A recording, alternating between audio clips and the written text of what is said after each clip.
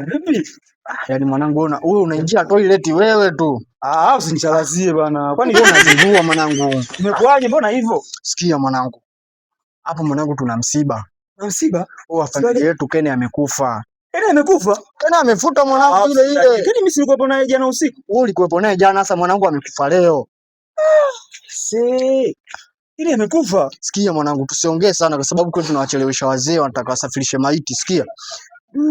Hapo mchango ni 30,000. Kwa sababu wewe Keni ni mwanao wetu 35. Tupeleke kule mwanangu. Jamaa kawaishwa mwanangu, warudishwe wapi kwao mwanangu, akazikwe. Familia ndo tutafanya, ndio ishatokea. Kweli mwanangu. Toa hiyo hela mwanangu hapo. Mimi natoa hela. Toa hiyo hela basi. Amekufa. Oi wangu. Vipi? Akivimbo vipi?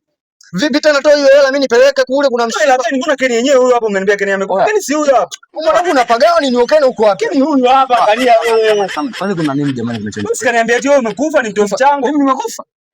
Wasikia mwanangu, najua wewe akili yako haipo sawa kwa sababu mimi siko sawa. Alokufa ni mwanetu. Siko sawa, umeniambia Keni amekufa na Keni huyo hapa namuona. Wewe unaona mizimu nini? Keni amefariki. Mimi sasa unabishana mimi wakati mimi ndo shahidi. Kaka. Amekufa mikononi mwangu. Keni huyo hapa kaka, Keni huyo hapa. Basi kama unashindana hela. Ngoja nisikilize mwanangu. Unaona huyu? Huyu mwanangu ziti kada mwanzo anazeta sio.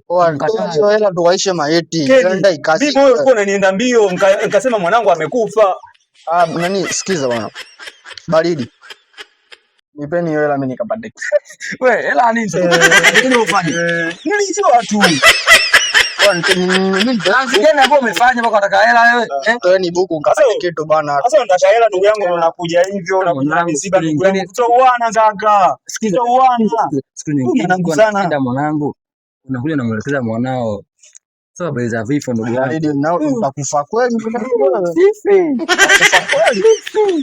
Baridi, nipe ile buku langu nalo kudai. Afu nakudai mwanetu, afu unakuja hapa mimi nakusingizia umekufa unajifanya marehemu.